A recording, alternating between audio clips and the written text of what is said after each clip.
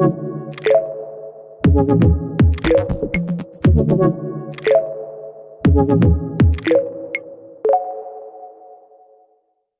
everyone and welcome. Thanks for tuning in. My name is Anne von Wolf. I am a VC at UBC Partners, an early stage venture capital firm focused on tech startups. In my daily work, I keep stumbling across the fact that we see few female tech founders.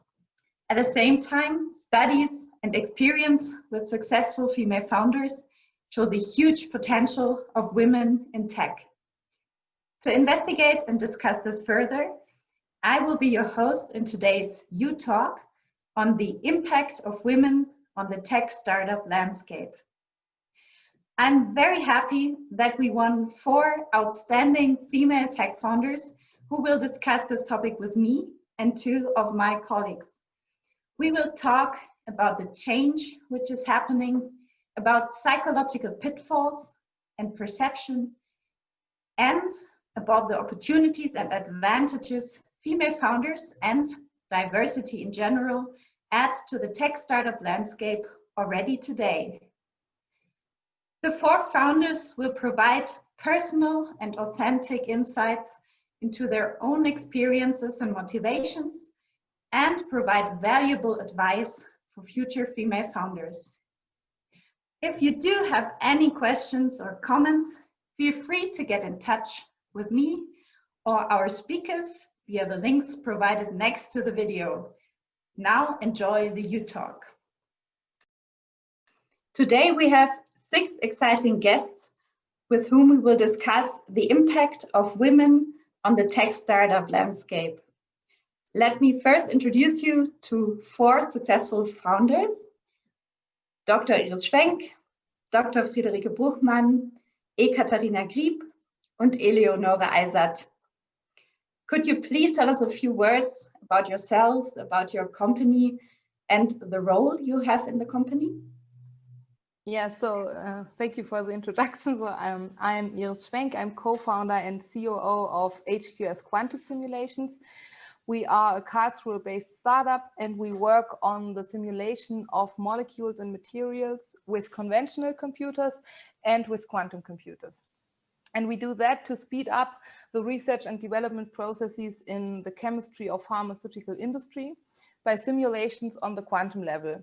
And what is very important to us is to bring the new computing technology, namely the quantum computer, to an industrial application. And that will help us to increase the speed and accuracy of those quantum level simulations tremendously. Hi everyone, my name is Rika and I'm the co-founder and CEO of Medicura.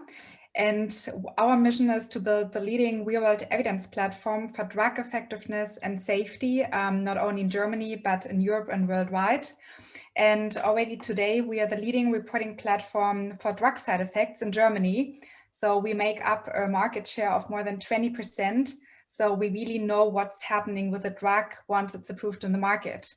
And yeah, we have built an infrastructure, a multi-directed infrastructure that connects patients, healthcare professionals, and pharma companies in real time so that they can communicate on all drug relevant information right away, and that further prescriptions are actually based on a better database. Yeah, so that's what we do. Hello everyone, I'm Ekaterina Grieb. I'm a co-founder and a head of business development of Kivazo. We're building smart robotic elevators for construction site to transport the construction materials on site.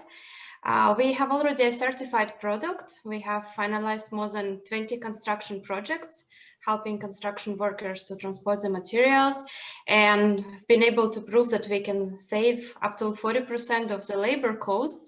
But also we are solving a global problem of under-shortage, of skills under-shortage, labor under-shortage on a construction site. We are a team of 20 people in Garching, Munich, and I'm really happy to be here and share my perspective on the female role in entrepreneurship. Thank you. And my name is Eleonore Eisert. I'm from Bolzano, Italy, and I'm the founder of Beeworm. BWorm is a biotechnological startup that tries to develop a process that decomposes plastic materials with microorganisms and organisms. So we are looking for the right mix of microorganisms to decompose plastic materials like polyethylene, which is the world's most commonly used plastic material. We just started this year, so I'm the most inexperienced one, but hopefully can still give you some good advice. Thank you. Those are really all very interesting approaches. Now I would like to welcome two very experienced guests with a deep view into the tech startup landscape. Susanne Traugott von Women Startup, an initiative of Unternehmertum, and Dr. Ingo Potthoff from UVC Partners. Please tell us more about yourselves. Thanks, Anne. So, hi, my name is Susanne. I'm working at Unternehmertum for many years, mainly in the field of entrepreneurship education. And about 2 years ago, we came up with this initiative called Women Startup. As we have seen that there are so few women in this whole tech startup scene ecosystem. So we thought it might be a good idea to really bring a little bit of a spotlight on female founders. So we think that there's a very big potential in female founders and in the business ideas women have. So with our initiative, we really like to raise awareness for more gender diversity in this tech startup scene.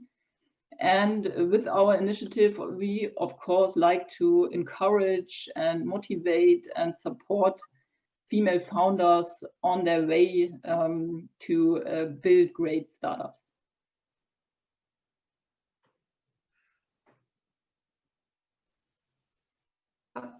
Ingo, I think you're muted. I noticed. Thank you. So I'm happy to be part of this group. So thank you for having me. So I'm Ingo. I'm one of the founders and managing partners of Unternehmertum Venture Capital Partners, in short UVC. We are an early stage investment firm focusing on mainly B2B technology startups in Germany. We invest in industrial technologies, in enterprise software, as is in mobility. Early stage for us is everything from the foundation phase through the market entry phase. So we like investing early. I myself, I'm now for 20 years in venture capital, started well in a seed investment unit back then. Later on, I worked in a growth investment firm, so covered pretty much all the stages, and I have a background in computer science. So this is the fundamental of the technology orientation in what I'm doing today. Thank you. It's going to be really interesting to also hear about your perspectives on this topic. So let's now jump directly into the discussion. Today, there are still too few female founders. According to the Startup Female Founders Monitor 2020, only 15% of founders are actually female in Germany. And looking at the IT sector, only about 17% of all teams are either mixed or female only. For you as female founders, does this have an impact to you in your day-to-day business life or also privately? So for me, with my background in physics, I'm very used to be one of the few females at work.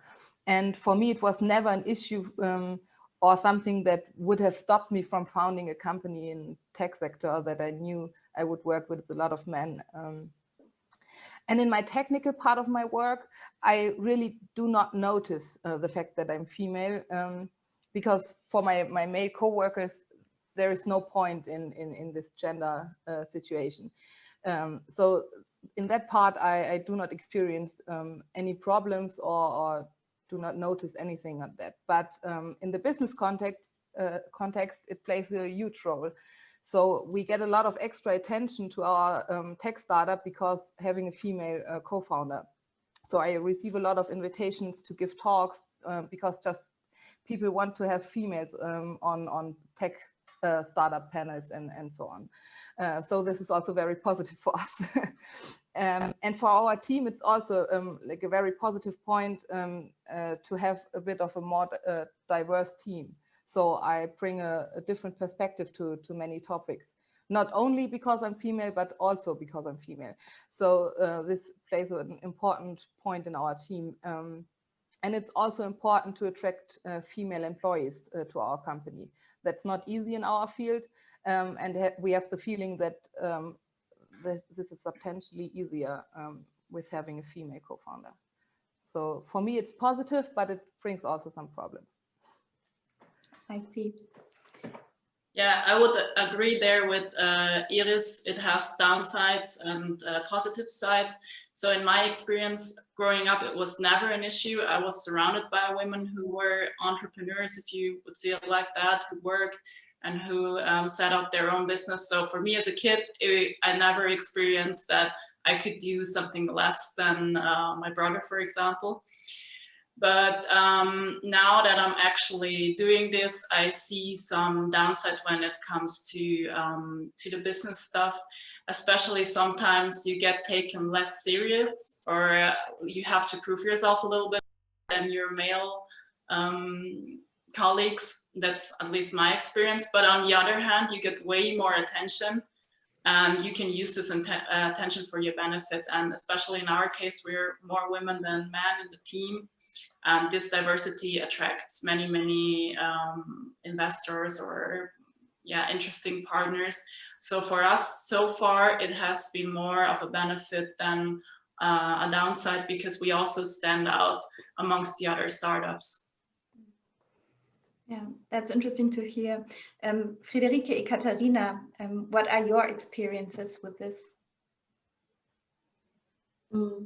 So maybe from my side, I would add, I think it's two dimensions, and I agree with the points that Iris already mentioned.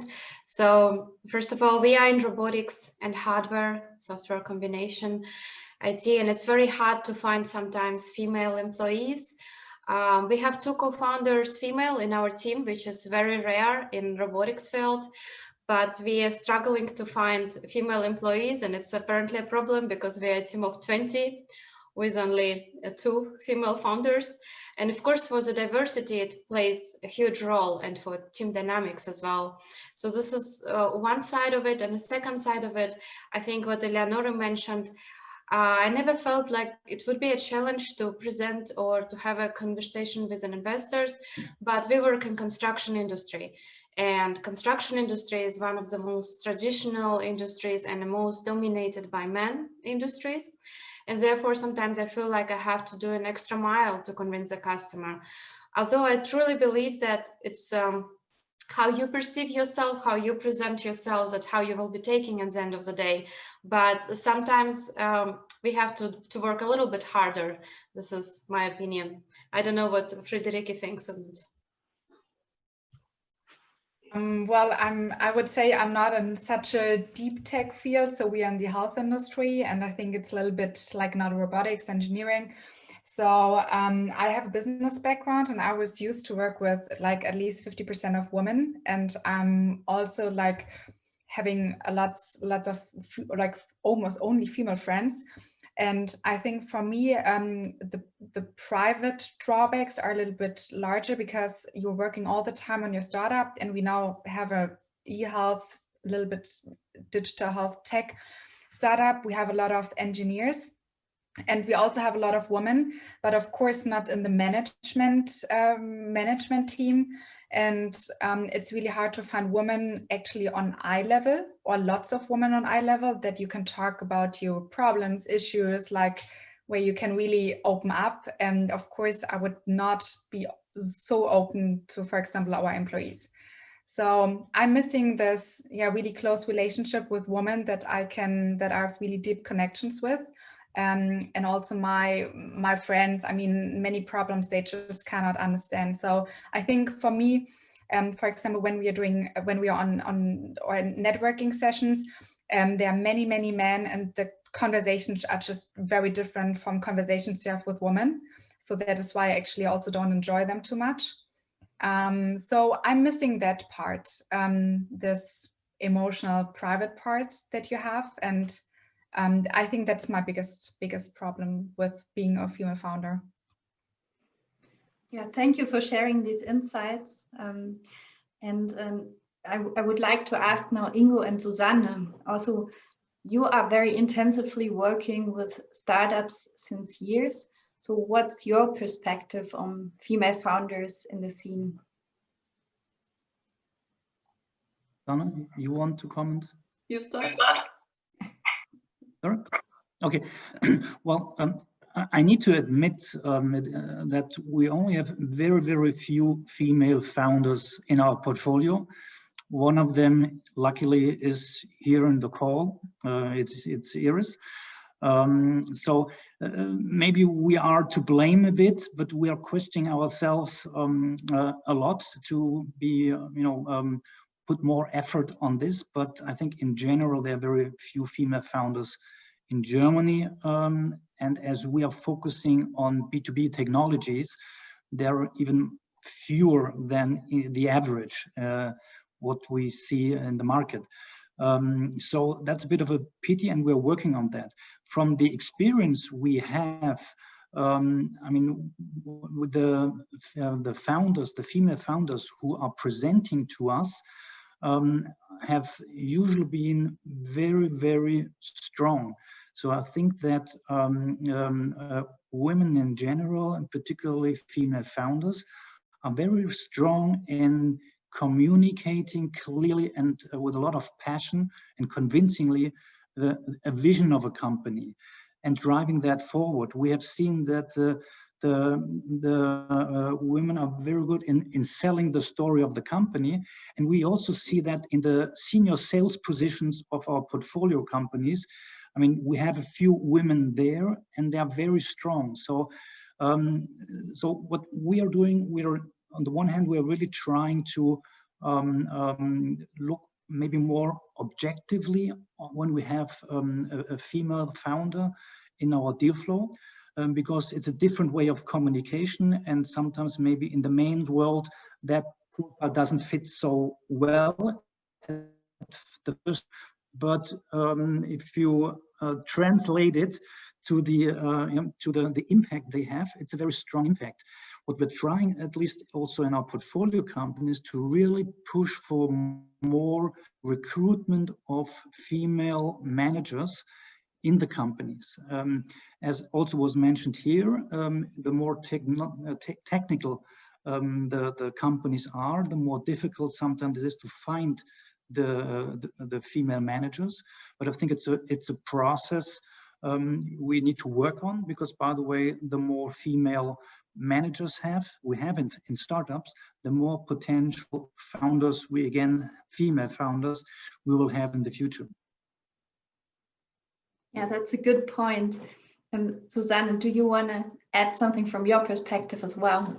Yes, I think I can really follow up on what Ingo said. So I experience the whole tech startup scene as very male dominated. So we have men in all the major positions, I would say. So we have more men in investors, we have more men in accelerator programs on both sides. So I think the whole tech startup scene needs to be a bit more aware about gender diversity and to have more women in all the positions. And what I also see is that women may be found a bit different than the men do. So they don't fit into the schemes the startup scene has in their minds when it comes to founding. So I think more women often found in fields like climate change or sustainability or medtech. So we see a lot of women in medtech. So they want to solve problems in society. So I think this often is not the case when we have the scheme of their male counterparts. So I think we really need to create awareness for this and to maybe adapt in all kind of positions in this startup ecosystem. Great. Yeah, thanks for this insight. So we've talked a lot about what differences are there in perception, but also maybe in acting. So let's have a look at research to back this a little bit up and bring it to the discussion. So in 2017, there was a US psychology study published, which, well, attracted a lot of media and also public attention because it showed that female founders, when talking to investors, would be confronted with different kinds of questions than male founders, but would also answer differently to the same types of questions than male founders. To be more specific, so the questions to and also the answers from female founders were more risk-oriented, while for the male founders, it was more upside-oriented. And then 1 year later, there was another study by BCG, and this study showed that female founders actually achieve returns on investment which are more than double as high compared to male-only teams.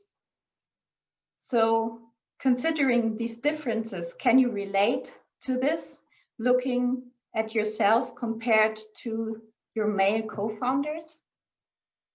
Friederike, do you want to comment on that?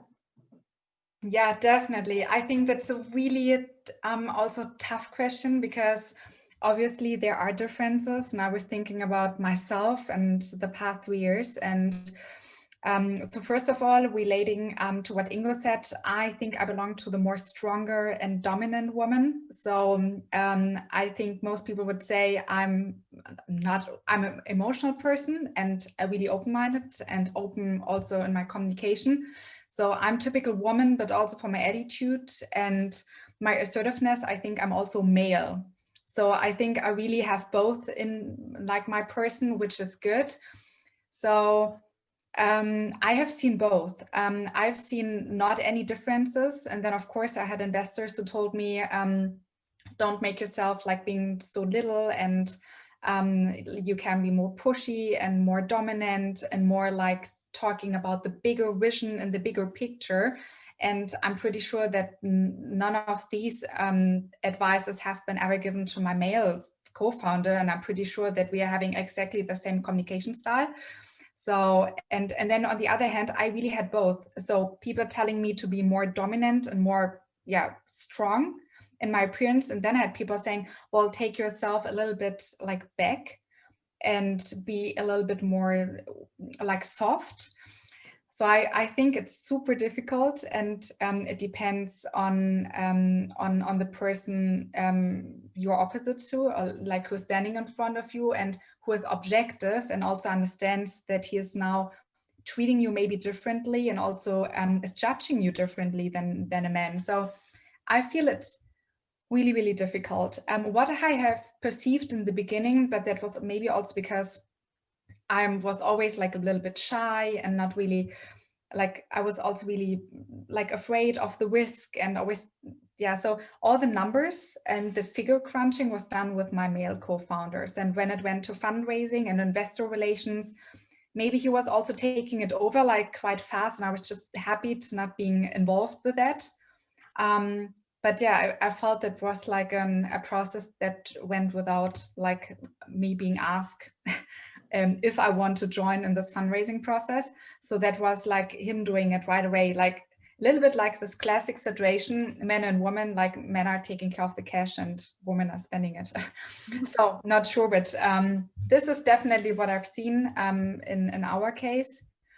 And but that was my experiences so far. Thanks. Other views? I guess I can continue and contribute to this. I did agree with Friederike, that's a tough question. So on general level, I would say, or what I could also learned from the literature, that usually women by nature are, let's say, more risk aversive. They're afraid of risks, they take less risks, so by nature, but it generally doesn't have to be like this. And in my experience, or at least what I see from our startup, because we have a mixed team, we are 6 co-founders, we are a big team with 2 female founders.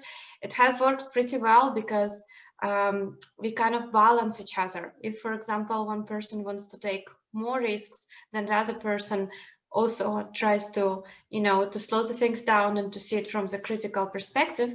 And that is how I often see my role also, that, sometimes it's good to be all in, but on the other side, we have to weight everything and we have to estimate everything. And I think here we have a really good combination with my other co-founders responsible for business. Now in my role, because I'm the one who is doing fundraising together with my co-founder Artem, I wouldn't say that I was asked very different questions or I had a very special treatment or different treatment. No, it was always the same. And I would also say that investment world is harsh and fundraising is a very harsh process. But I would say it was equally harsh for me and for him. And we went through this together, and I really don't see any difference.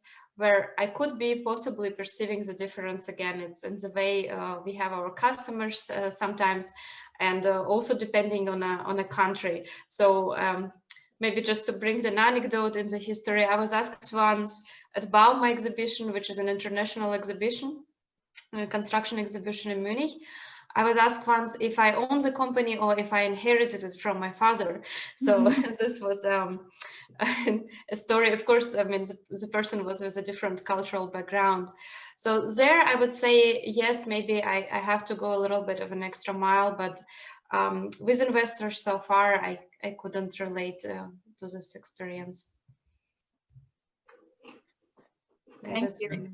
Maybe if I can add one point, which comes to my mind with regard to this stuff that female founded companies would be more successful. I mean, it's very interesting. But one idea I have here, which could be the reason, what I'm always saying to founders, what doesn't it make the success of a founder? It's at the end a balance in the personality between, on the one hand, being very persistent and executing the strategy and going your way, but on the other hand, being flexible enough to adapt at the right points, to listen to advice. And this is a fundamental success factor for any startup. Execution, clear path, persistence, but make changes where you need to. And I think that women also in normal life often show that they can adapt more to the environment. Many men, they believe that it's great if they just execute, don't listen, and that it would be a strength to go through the wall. And this, for me, could be an explanation that for this study results.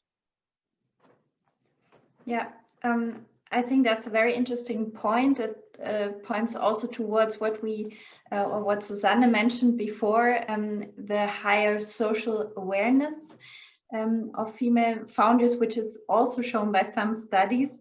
Maybe to add on that, they, well, on average, have a higher social motivation, as Susanne mentioned, when starting a business, and that's also reflected by the business sector they choose to be active in. At the same time, we as a society, we are undergoing quite a strong change at the moment. So the awareness for social and also ecological impact is rising strongly. So maybe to you, Ingo, as a VC, the question, will the VC industry going forward more strongly rely on the social competences of women in that background? Yes, I think in general what we see in recent years, and it will be more important in the future, is that financial success does not, or the other way around, social impact does not exclude financial success.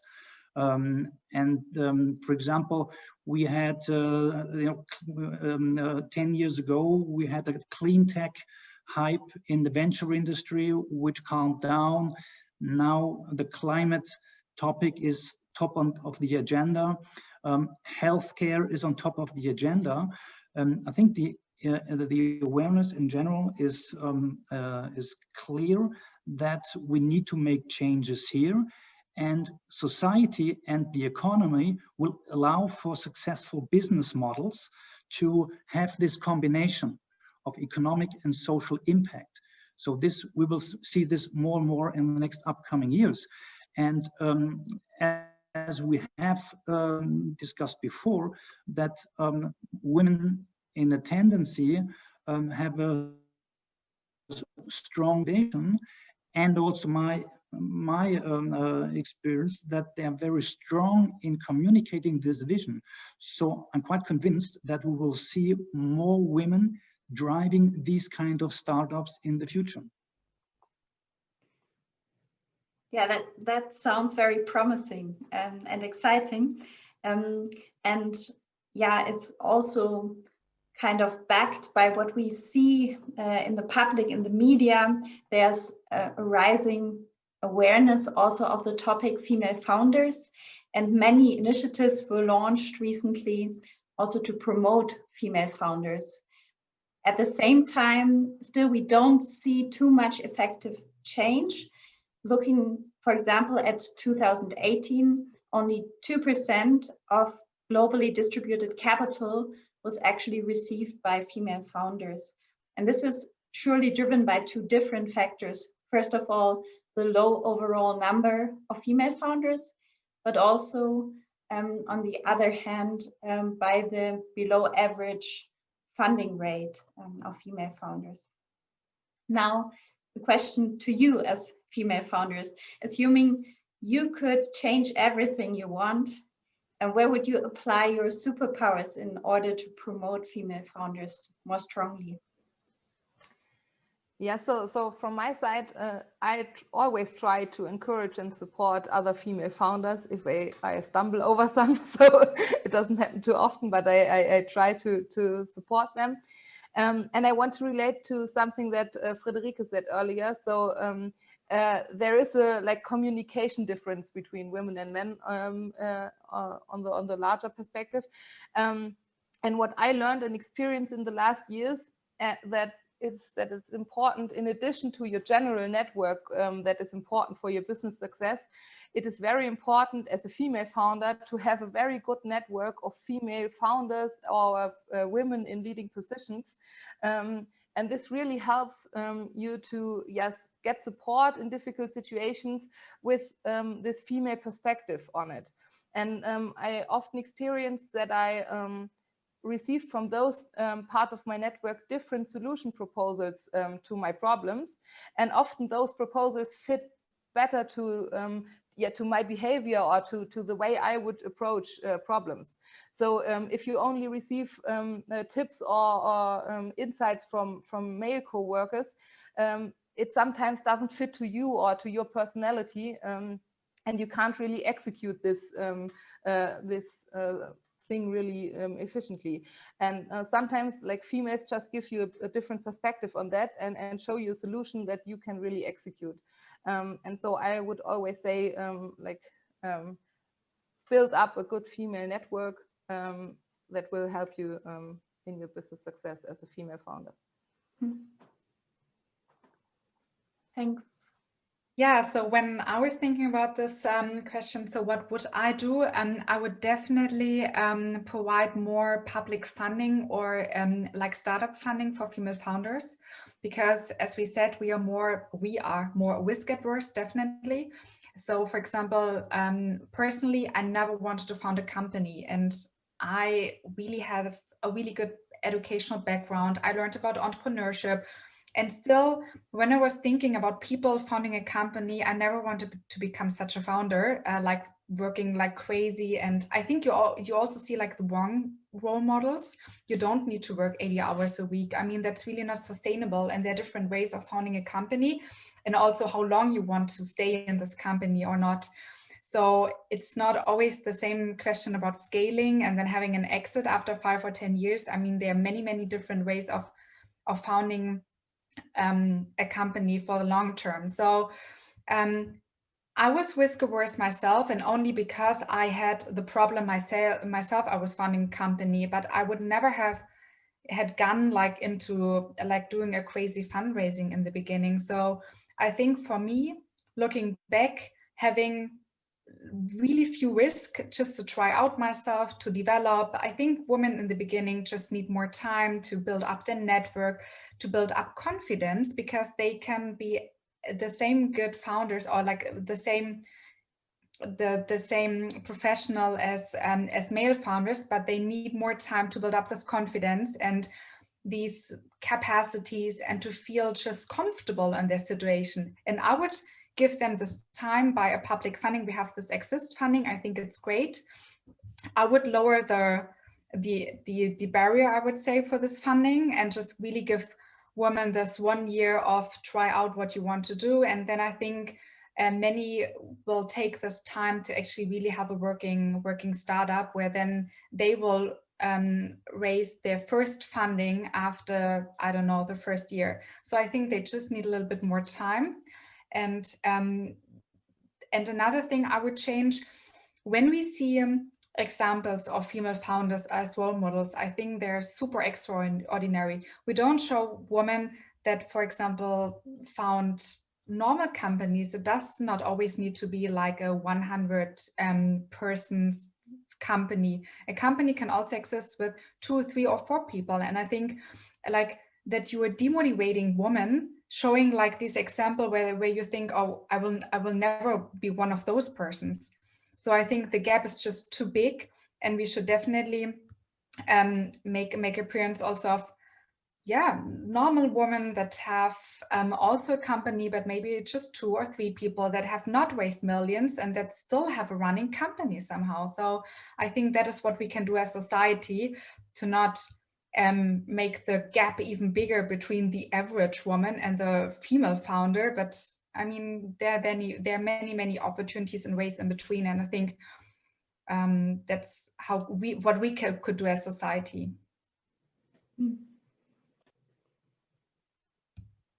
I couldn't agree more with Friederike. I think you said a lot of valid points from my side of what I wanted to add when I was thinking on this question. I was also reflecting on my decision to follow this entrepreneurship career. And I think the problem why we have so less females in the startup arena or startup tech is because we still have too few engineers or too few women, of course, studying IT. There are many in medicine, but for example, in the biotech, there are also not that many. And of course, if we take percent-wise, engineers or I mean people who study informatics, they're already low, so there are not so many people who will go this road, who will found a company. And if we check how many female founders are there who have this background, there are even less, of course, because less people choose to study these domains. So what apparently we cannot, of course, change this very fast. We cannot change the structure. We can encourage young girls to choose this career and also to pursue career in engineering and in other sciences. But what could be done and what worked very well for me, because I don't have an engineering background, and I think I'm probably the only one in our co-founders team who has a business background, economics and law. So I always wanted to find my company, but I never thought in this perspective on entrepreneurship. And then for me, for example, I took a class during my master course. It was a business plan seminar in Unternehmertum. And there I met very interesting people. And there I met also some other startups who were working on the second floor. And so I understood there is actually a great facility and a perspective. And then we had this course, which was called Think, Make, Start. And we had this mixed team between business people and engineering and informatics. And then suddenly you understand, actually, to build a great company, you don't need to have yourself the skills of engineering, but you could have complementary skills. And I think what a lot of is happening because many girls are pursuing career, for example, in business or in any social sciences, and they just don't know that they could potentially do this, or they lack of the skills. So maybe if some of them have a passion, and if we have a proper platform where they could meet other potential co-founders, then something great could come out of this. So I truly believe that such opportunity as Unternehmertum gave us, it would help to promote female entrepreneurship, because then you have this mixed teams, and you also have the inspirations coming from other startups. Yeah, speaking of Unternehmertum, maybe a question to you, Susanne. What can entrepreneurial centers add here to promote female founders? And then it will be also interesting to hear it from the VC perspective, Ingo. Yeah, so I think entrepreneurship centers can do a lot, and thank you, Ekaterina, for the nice words. I mean, it's of course great to hear that you started your founder's career at Unternehmertum, and this is really what we are aiming for. And especially for females, I think we really have to increase the visibility. We have to show that there are female founders out there, and we have to show the young women that founding a startup is really a career option. And as Friederike said, I think it's very important to show all the different kind of ways how you can found as a woman. I mean, you can found a company during your studies, you can found it when you finish, but you can also found it while having kids.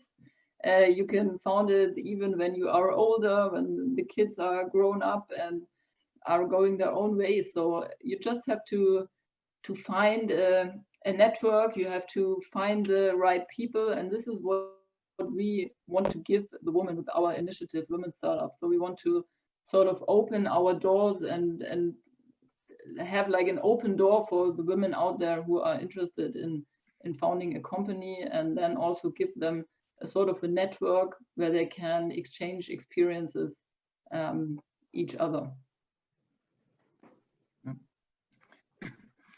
Well, I think I'm as a VC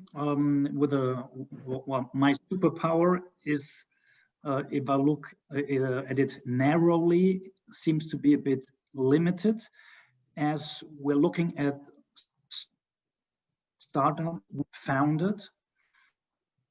So the decision we can take as a VC here is, if we a female founder or a mixed team with a female, to really consciously assess team and the balances within that team. I think this is something which is the minimum we can do and should do. As I mentioned earlier, also promote this thought within the portfolio. On a broader perspective, I think we need an initiative here. Well, I don't want maybe through the society, but let's say through all the relevant involved parties. And here also, we as a VC can contribute through a session like this, for example, to support this concept and carry it into the university. Also schools even.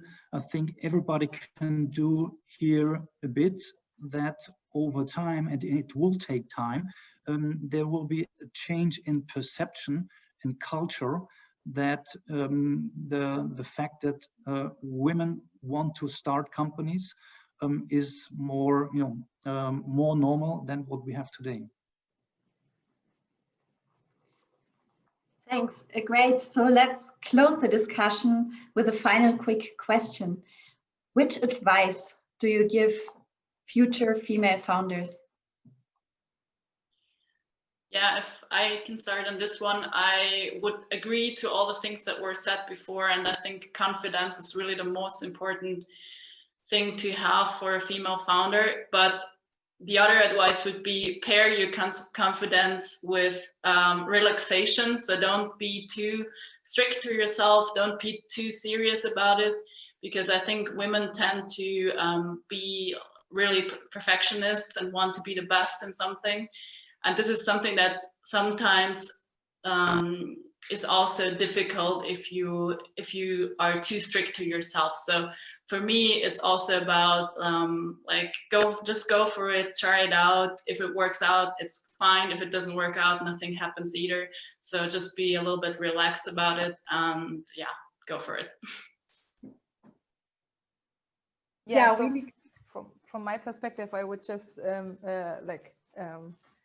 say the same again. So be have the courage to follow your passion and believe that you can solve all the problems that are coming. And if not, it's also a possibility to find a new way. Yeah, but you have to be confident that you can solve all the upcoming problems. I guess from my side, I would support what has already been told. Follow your dreams and don't be afraid. Even if it will not work, nothing bad will happen. And I think even the best, because you will learn. And in my experience, this is the most precious experience, and it's really wonderful experience because you learn a lot. You meet wonderful people, and even if it will not work, you will keep the knowledge, and you will be able to try it again, or you will be able to follow a different career path. This is the first advice. And the second advice, which I always give to all entrepreneurs, search for shortcuts. There are always shortcuts. And search for people who know how to do things, experts, other entrepreneurs. You will be surprised how very experienced entrepreneurs are happy to help, share their opinion and support you. And I think this is really valuable advice, because we also learned it with the time. There are things that you don't know, and there are things which you don't know how to find them. But there are people who know, and you just need to reach out. And entrepreneurs are always sharing and always helping. And I'm also very happy to help if somebody will have any questions. Thank you. Yeah, so I can just add to what my fellows have said. So definitely relax. Of course, it's not relaxing to found a company. Honestly, there are still nights I just really don't sleep. So it's really good advice, relax. But I can tell you, try to keep your female charm, because it's something special. And I was told, like, always when I'm positive and not too strict and like, this needs to work, like people just have a better feeling like with working with me, and you just get better relations. It's easier on fundraising. So just to stay calm, and yeah, be also happy with the female characteristics you have, because it could also help you from time to time. So have trust in that. I also think we have many great initiatives, more and more, especially from YouTube, for example. Really go out, do the workshops, get to the networking events. And you don't need to know everything by yourselves, really not. But talk to people, be very specific in the advice you need. So also don't, of course, like the time is scarce, but yeah, get advice and do one step at a time, and you will get there. So sometimes you feel there's like a whole mountain ahead of you and you don't know where to start, but every tiny step actually will make you come closer to your goal. And at some point, I just can tell you from a personal experience, sometimes people ask me, how can you like do all of this? And I don't know how to put it, but I mean, women that have many children and working at the same time, I think that's the same question. At some point, you're finding yourself in the situation, and it's just really manageable by every one of us. So have trust in that. You can manage everything when you want it. And yeah, have fun and learn. And when it's fun still, then do it. There will be heavy times, but always when you have fun with what you do, then it's the right way to go. Okay, well, what can I say after these 4 female founders have said everything? I think then you should stay yourself and not try to adapt to a world which you think will expect from you to be super tough or whatever. I think, yes, you need the basics, but I think then you should go the way, keep your personality and work you through the challenges you have. Well, what else can I add? I mean, there was so much great advice here, especially from our female founders. I think that's the best advice future founders can get is from real female founders. So I have nothing to add. I think it's just I just want to say that we really need more female power in the tech startup scene. So everyone who is thinking about founding should keep this in mind, that we definitely need you. So just found your company and make the best out of it. This was a good closing word. Thanks to all of you for these interesting insights, and thank you for watching. So if you feel like connecting with one of us, we will have the links below the video. And yeah, I hope you enjoyed the discussion as I did, and I hope also you will continue it in your own environments. Thank you and good night. Thank you, everybody. Bye-bye.